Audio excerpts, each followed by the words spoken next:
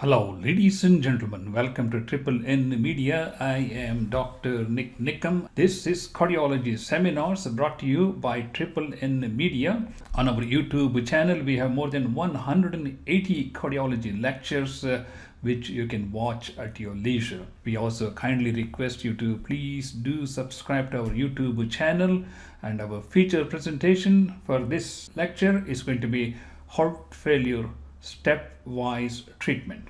Which medicine do you start first? Which medicine do you consider next? What options are available as the condition progresses or gets worse? So let's have a quick overview of how to start dealing with heart failure patients from the onset to many years down the line. Step one is to establish the diagnosis of heart failure, and we should initiate guidelines directed medical therapy, like whether we need diuretics, the first line of drugs, namely the ACE or ARBs, and follow them. If they seem to do okay, then we just keep them on and follow them in the clinic, and maybe follow up with an echocardiogram every year or 2 years based on their clinical condition. There is a progression of the disease in terms of change in their blood pressure or risk factors. Then we need to get another echocardiogram to evaluate their function. Also, we need to do lab studies to look at their kidney function, to look at their heart size, to look at their pulmonary vascular status.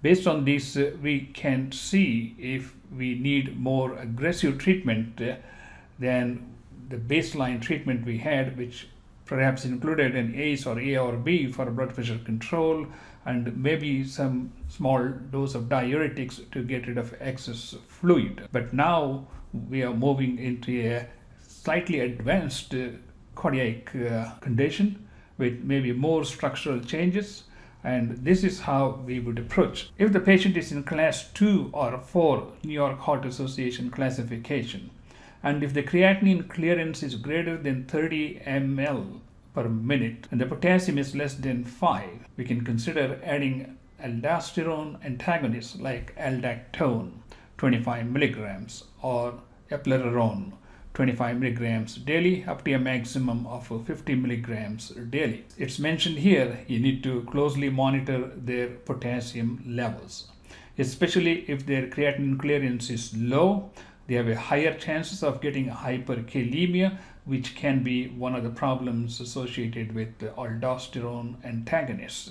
Let's continue, and in the same category, if you have a patient with a class 2 or 3 heart failure with adequate blood pressure, and if they are not responding to ACE or ARBs and they have no contraindication to ARBs, we could consider the ERNI group of drugs, namely sacubitril with valsartan, which is the only combination that's available, that might help to improve overall symptoms and quality of life. And if we are dealing with a black population, and if you're talking about stage 3 or 4 heart failure, stage 3, I talked about New York Heart Association classification. Stage 3 is where people get symptoms with very minimal activities. Stage 2 is where they have symptoms with regular activities. Stage 3 is where they have symptoms with less than ordinary activities. Or stage 4 is where they have symptoms at rest, or they have progressive shortness of breath. And in black population, we can consider adding hydralazine and nitrates. I have a separate presentation on the medical management of heart failure patients, where I cover all these drugs, their dosages, their maximum dosages, and some side effects. So this is sort of walking you through how you would approach seeing these patients in the hospital or in your clinic, where the conditions gradually change from visit to visit, and how do we adjust if they are having more symptoms. If you are following these patients and they have class 2 to 3 heart failure, and now you've done a repeat echocardiogram and the ejection fraction is less than 35%. If the ejection fraction is less than 35%, then we need to consider the possibilities of devices like ICD if you're dealing with an ischemic patient after you have made sure they don't have any reversible ischemia or an acute ischemic event going on at the time, possibility of a CRT depending upon the QRS duration. It emphasizes the fact that heart failure is a progressive disease. The clinical condition and the presentation changes from time to time. Hence, it is important to follow these patients on a regular basis and get appropriate diagnostic studies to see if there has been change in their cardiac status. Has there been change in their left ventricular function? Are they following their medications? And do they have any other conditions like worsening renal failure? And all these patients, in addition to being on ACE and ARBs, if they have coronary artery disease, of course, they need to be on high intensity statins to begin with. Okay, if the ejection fraction is less than 35, and if we are dealing with an ischemic patient, then we could consider an ICD. Whereas if you are dealing with a less than 35% ejection fraction, and if the QRS duration is greater than 150 milliseconds, or if the patient has a left bundle branch block, or if they have intraventricular conduction delay, then a CRT may be appropriate to synchronize the systolic function of both the right and the left ventricles, so there is much better cardiac output with improved symptoms and quality of life. If you are dealing with a patient with a class 2 to 3 heart failure, despite all these treatments, they are not showing significant improvement. They are continuing to have symptoms. The next class of drugs we can consider would be ivabradine, which reduces the heart rate. It works through the IF channel, and thus it reduces the heart rate. The main purpose of using this drug is to use it in combination with maximum doses of beta blockers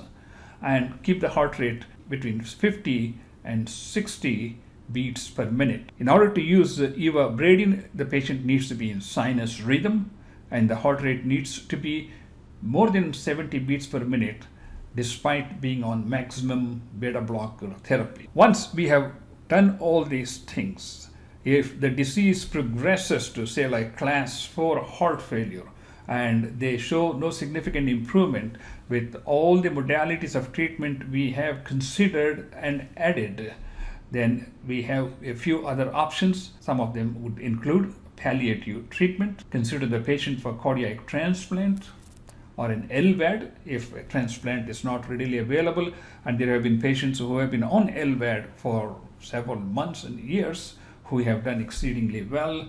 Then we can have them enroll in investigational studies. So this is a quick overview of a stepwise approach from the first time you see a patient in your clinic with heart failure and see how this patient's condition progresses or regresses and what steps you can take to improve their symptoms, improve their quality of life, and perhaps prolong their life, and of course minimize hospitalizations. Thank you so much for watching this presentation. Our YouTube channel Triple N has more than 180 cardiology lectures. Please do watch them, and please do subscribe to our YouTube channel. And this has been Cardiology Seminars brought to you by Triple N Media, and I will see you in the next presentation.